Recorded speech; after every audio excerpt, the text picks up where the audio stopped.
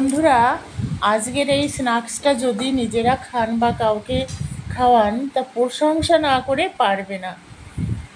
এত সুন্দর, এত টেস্টি। আর এর উপকরণগুলো কি কি আপনারা তো দেখেছেন, আমি লিখে দিয়েছি। সুজি, বেসন, শুকনো লঙ্কা, গোটা জিরে, কুমড়ো, আলু, কুলেখাড়া শাক, আর আছে ধনেপাতা কুচি। কখনো খেয়েছেন কি এগুলি দিয়ে স্ন্যাক্স? একবার তৈরি করে খেয়ে দেখবেন। আদা কুচি, যা টেস্টি লাগে না, ও অসাধারণ। এতটা টেস্টি, এতটা টেস্টি। বাড়িতে যদি হঠাৎ করে আপনার অতিথি আসে তাহলেও কিন্তু চায়ের সঙ্গে এই স্ন্যাক্সটা আপনারা করে দিতেই পারেন। এতটা লোভনীয়, এতটা টেস্টি, কি বলবো, না খেলে জাস্ট বুঝতেই পারবেন না। আর যখন খাবে কেউ তখন বুঝতেই পারবে না যে কুমড়ো দেওয়া এর মধ্যে। কুমড়োর এত সুন্দর স্ন্যাক্স হয়। আলু সুজি আমরা অনেক খেয়েছি বা সচরাচর খাই, কিন্তু কুলেখাড়া শাক পাতা দিয়ে যে এত টেস্টি। অ্যাকচুয়ালি কি বলুন তো, তেলে ভাজাটা খাওয়াটা খুব একটা স্বাস্থ্যের পক্ষে ভালো নয়, তবুও আমাদের জিভেই জল আসে, আমরা খেতে পছন্দ করি। বাঙালিরা তো ভোজন রসিক, আর তেলে ভাজাটা একটু বেশি খায়। তো তার সঙ্গে যদি অন্যান্য কোনো স্বাস্থ্যকর সবজি দিয়ে আমরা বা ভিটামিন ক্যালসিয়াম যুক্ত সবজি দিয়ে আমরা তৈরি করি, সেটা কিন্তু খারাপ হয় না। তাহলে সবজিও খাওয়া হবে, আর সব কিছু যে খুব রিচ হবে সেটাও নয়, তার মধ্যে কিন্তু উপকারিতাও থাকবে।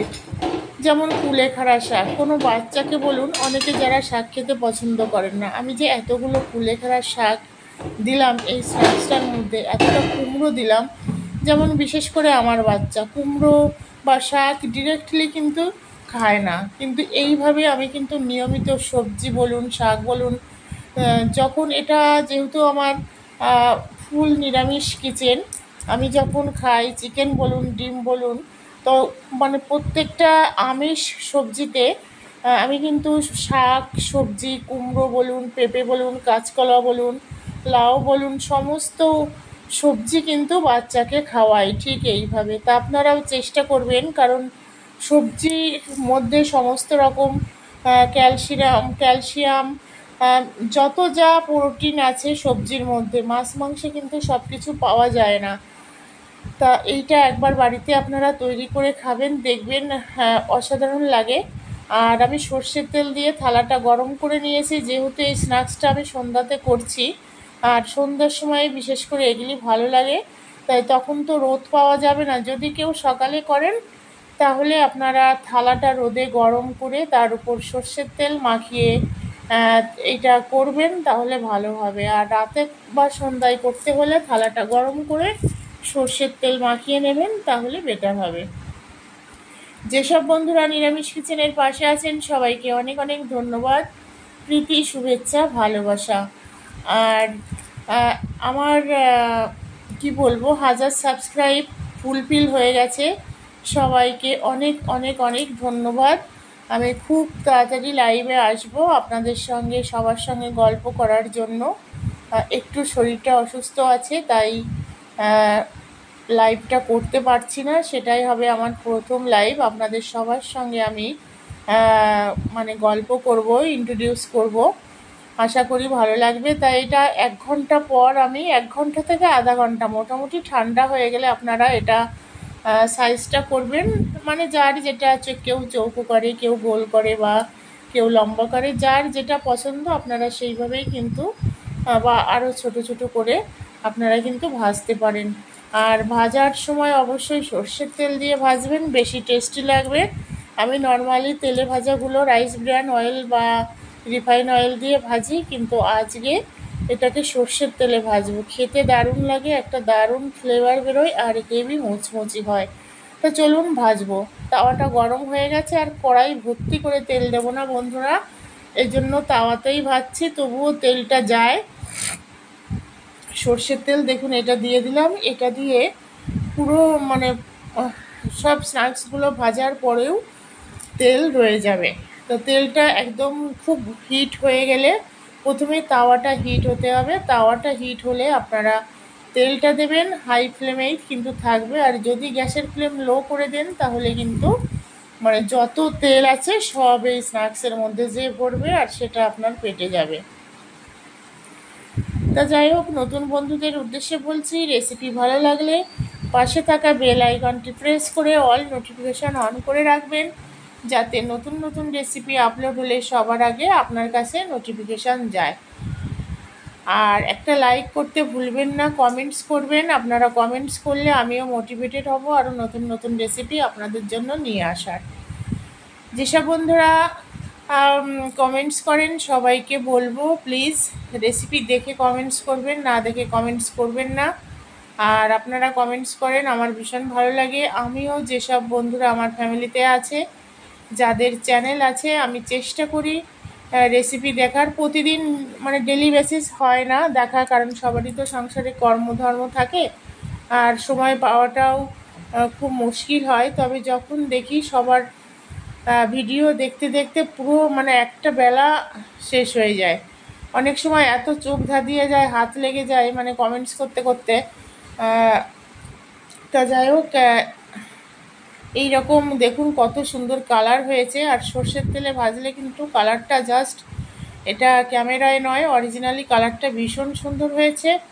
অবশ্যই তোলার সময় সাদা কাপড় মানে সাদা কাগজ অথবা টিস্যু পেপারে আপনি এটা করবেন না, তুলবেন, তাহলে তেলটা সেই কাগজ বা টিস্যু পেপারে অবজার্ভ করে নেবে। আর দারুণ কালার, খেতেও কিন্তু অসাধারণ, কি বলবো। একটা যদি কাউকে খান তার মন ভরবে না, একটা খেয়ে আবার আপনার কাছে চাইবে আর প্রশংসা তো করবেই। বুঝতেই পারবেন না যে কুমড়ো খাওয়ালেন না শাক পাতা খাওয়ালেন। কারণ আমার যে কাঠবিড়ালি আছে বাড়ি, আমি ওকে এইভাবেই খাওয়াই। সব মানে এত পরিমাণে সবজি খাওয়াই, পেঁপে বলুন, ও শুধু আলু খাবে। ও খেতে নর্মালি পছন্দ করে আলু, কিন্তু ওকে আমি সব খাওয়াই, কুমড়ো থেকে শাক থেকে শুরু করে, কিন্তু একটু কায়দা করে খাওয়াতে হয়। মানে সব কিছু সবজির মধ্যে ডাল তো শুধু ডাল রান্না করি না, সব সবজি দিয়ে ডালটা তৈরি করব। তার মধ্যে যদি একটু পাঁপড় ভাজা বা একটু ডিম সিদ্ধ দিই খেয়ে নেয়। আর শুধু ডাল ভাল লাগে, সবজি কুমড়ো ভাল লাগে না। শুধু ডাল আমার বাড়িতে হয় না বন্ধুরা, আমি করি না, কারণ আমারই ভালো লাগে না শুধু ডাল খেতে। শুধু ডাল জাস্ট ইম্পসিবল, কারণ যত রকমের সবজি থাকে সব ডালের মধ্যে দেবো, আর ডালটা খেতেও স্বাদ হয়। আর মেয়ে মাঝে মধ্যে রেগে যায়, এক এক গাদা সবজি দেবে, শুধু আলু দিতে পারো না। বাচ্চা তো। তা দেখুন কতটা সুন্দর হয়েছে, মানে এত টেস্টি না কি বলবো। তা টমেটো সস দিয়ে আপনারা এটা খাবেন, দেখবেন ভীষণ ভালো লাগবে। আর আজকের এই স্ন্যাক্সটা কেমন লাগলো অবশ্যই কমেন্টস করে জানাবেন। নতুন বন্ধুদের উদ্দেশ্যে বলছি, আপনারা পাশে থাকবেন। পাশে থাকলে আমিও মোটিভেটেড হব আরও নিত্য নতুন রেসিপি আপনাদের জন্য নিয়ে আসার। সামনে পুজো আসছে, পুজোতে অনেক রেসিপি আপনাদের সামনে তুলে ধরার চেষ্টা করব, শরীরটা ঠিক থাকলে বন্ধুরা। তা টাটা, বাই বাই, আবার দেখা হবে নতুন কোনো রেসিপি নিয়ে। পুজোতে সবাই ভীষণ ভালো থাকুন, আনন্দ করুন, মজার মজার শপিং করুন, মজার মজার খাবার খান, আর যদি পারেন সামর্থ্য অনুযায়ী মানুষকে হেল্প করুন, যার যেমন সামর্থ্য। দেখুন ভেতরটা মানে পুরোটাই একরকম, কোনো হলুদ দিইনি, এতটুকু হলুদ দিইনি, কিন্তু কালারটা জাস্ট দেখুন। এই যে আমার কাঠবিড়ালি মানে এটা তৈরির আগের থেকেই খেয়ে নিয়েছে অনেকগুলো, যখন ভেজে তুলেছি গরম গরম অনেকগুলো খেয়ে নিয়েছে। মানে তেলে ভাজা খাওয়ার মাস্টার, ওকে এইভাবেই আমি খাওয়াই। ওর মানে যেটা মুখে ভালো লাগে ও পুরোটাই খেয়ে নেবে। তা আমার কাঠবিড়ালিকে আপনাদের কেমন লাগলো কমেন্টস করে জানাবেন, এটাতেই আমি বুঝবো কারা কারা ফুল রেসিপি দেখেছেন। Tata, bye bye.